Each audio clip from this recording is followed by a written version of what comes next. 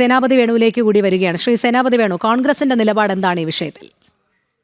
അല്ല, കോൺഗ്രസ് ഈ വിഷയത്തിൽ വളരെ വ്യക്തമായ നിലപാട് സ്വീകരിച്ചു കഴിഞ്ഞു. രണ്ട് കാര്യം ഞങ്ങൾ ഇതിനെ രണ്ടായിട്ട് കാണാൻ ആഗ്രഹിക്കുക. ഞാൻ മുമ്പൊരു ചർച്ചയിൽ വന്ന് ചൂണ്ടിക്കാണിച്ചതാണ്. ഒന്ന്, സെനറ്റ് ഹാളിൽ നടന്ന യോഗം എന്ന് പറയുന്നത് ശ്രീ പത്മനാഭ സേവാ സമിതിയുടെ യോഗം എന്ന് പറയുന്നത് അടിയന്തരാവസ്ഥയുടെ 50-ാം വാർഷികം. അടിയന്തരാവസ്ഥയുടെ 50-ാം വാർഷികം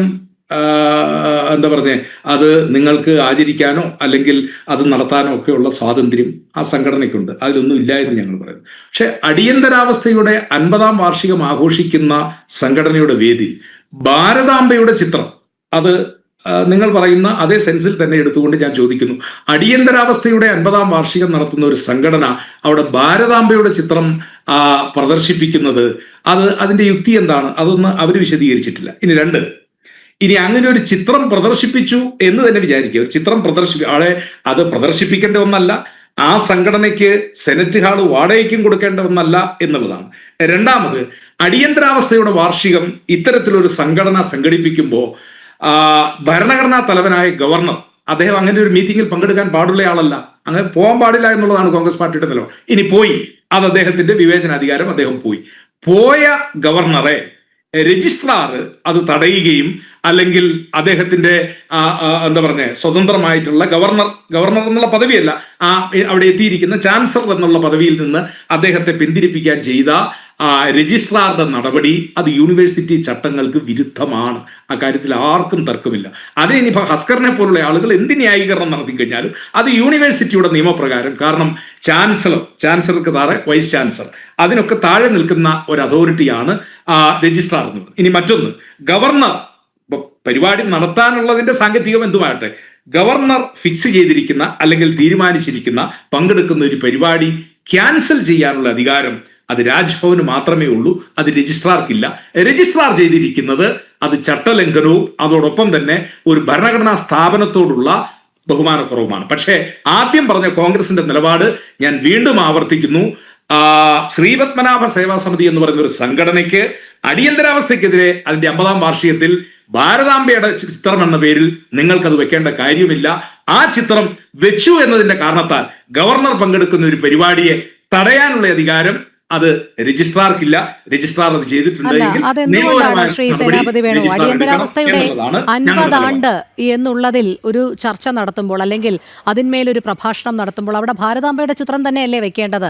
നമ്മുടെ രാജ്യത്തെ പ്രതിനിധാനം ചെയ്യുന്ന, ഭാരതത്തിനെ പ്രതിനിധാനം ചെയ്യുന്ന ഒരു ചിത്രമല്ലേ, അല്ലാതെ ആ നിയമം കൊണ്ടുവന്ന ഇന്ദിരാഗാന്ധിയുടേതല്ലല്ലോ സ്വാഭാവികമായി വെക്കേണ്ടത്. രോഹിണി കോൺഗ്രസ്സുകാരനായതുകൊണ്ട് ഞാൻ ചോദിക്കുന്നു, ഇന്ദിരാഗാന്ധിയെ ആക്ഷേപിക്കാനും കോൺഗ്രസിനെ ആക്ഷേപിക്കാനുമുള്ള ഒരു രാഷ്ട്രീയ യോഗമല്ലേ അത്? അതല്ലാതെ രാജ്യത്തെ വീണ്ടെടുത്തു എന്ന് പറയുന്ന യോഗമൊന്നും അല്ലല്ലോ.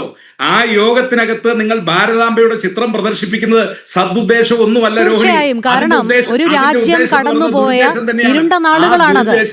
യാതൊരു വിധത്തിലുള്ള സ്വാതന്ത്ര്യവുമില്ല, പൗരസ്വാതന്ത്ര്യമില്ല, മാധ്യമ സ്വാതന്ത്ര്യമില്ല. അപ്പോൾ ഒരു രാജ്യം കടന്നുപോകുന്ന ഇരുണ്ട നാളുകൾ അത് തീർച്ചയായും എടുത്തു കാട്ടുമ്പോൾ അതിൽ നിന്നൊക്കെ ഉയർത്തെഴുന്നേറ്റ ഭാരതാംബയെ അല്ലാതെ പിന്നെ മറ്റെന്താണ് അവിടെ വെക്കേണ്ടത്?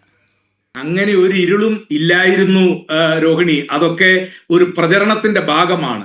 ഇവിടെ 2001 ഗുജറാത്തിൽ നടന്ന ഒരു വർഗീയ കലാപത്തിൽ 36,000 കോടിയുടെ വസ്തുവകകൾ നശിപ്പിച്ച് 3000-ലധികം ആളുകളെ കശാപ്പ് ചെയ്ത വർഗീയ കലാപം നടന്ന നമ്മുടെ നാട്ടിൽ നിങ്ങൾ അടിയന്തരാവസ്ഥയുടെ ഇരുണ്ട നാളുകളെ പറഞ്ഞുകൊണ്ട് 50 കൊല്ലം കഴിയുമ്പോൾ അതിന്റെ ആചാരവും ആഘോഷവും ഒക്കെ ആയിട്ട് വരുന്നത്, അത് കോൺഗ്രസിനെ ആക്ഷേപിക്കാൻ, ഇന്ദിരാഗാന്ധി എന്ന ഭരണാധികാരി ഈ രാജ്യത്ത് ചെയ്ത നേട്ടങ്ങളെ കുറച്ച് കാണിക്കുന്നതിന് വേണ്ടി, അവർ ഈ രാജ്യത്തിന് ചെയ്തിട്ടുള്ള സേവനങ്ങളെ അതിനെ ഇകഴ്ത്തി കാണിക്കുന്നതിന് വേണ്ടിയുള്ള ഒരു ശ്രമത്തിന്റെ ഭാഗമാണ്. രോഹിണി, ഒരു കാര്യം കൂടി ഞാൻ പറഞ്ഞുകൊണ്ട് അവസാനിപ്പിക്കാം.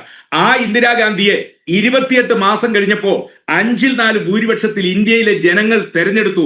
ഇന്ദിരാഗാന്ധി അത്ര വലിയ അപരാധിയും അടിയന്തരാവസ്ഥ അത്ര വലിയ ദുരന്തവുമായിരുന്നുവെങ്കിൽ പിന്നെ ഇന്ദിരാഗാന്ധി തിരിച്ചു വരുവോ? അവരെ നരകത്തിലേക്കല്ലേ ജനങ്ങൾ വിടുകയുള്ളൂ. എന്തുകൊണ്ടാണ് അവരെ ഇരുകൈയും നീട്ടി ജനങ്ങൾ സ്വീകരിച്ച്? അടിയന്തരാവസ്ഥയ്ക്ക് കുറവും പോരായ്മയും ഒക്കെ ഉണ്ടായിരുന്നു, അതൊന്നും ഇല്ല എന്നൊന്നും ഞങ്ങൾ പറയുന്നില്ല. പക്ഷേ അടിയന്തരാവസ്ഥയുടെ 50-ാം വാർഷികം ആഘോഷിക്കുന്നു അല്ലെ ആചരിക്കുന്നു വരാനിരിക്കുന്നു എന്നതിന്റെ പേരിൽ ഭാരതാംബയുടെ ചിത്രവുമായിട്ട് വന്ന് ആ ചിത്രവുമായിട്ട് ചില ആളുകൾ വരുന്നത് അത് കോൺഗ്രസിനെ ആക്ഷേപിക്കാനാണ്, ഇന്ദിരാഗാന്ധി ആക്ഷേപിക്കാനാണ്, ഞങ്ങളെ എഴുത്തി കാണിക്കാനാണ്.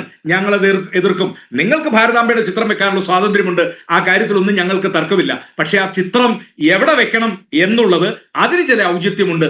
ആ ഔചിത്യക്കുറവ് വന്നു കഴിയുമ്പോൾ ഞങ്ങളത് ചൂണ്ടിക്കാണിക്കും. അത് തീർച്ചയായും ഞങ്ങൾ അതിനെ എതിർക്കും. അത് ഒരു സംശയവും വേണ്ട ആ കാര്യം. ശരി.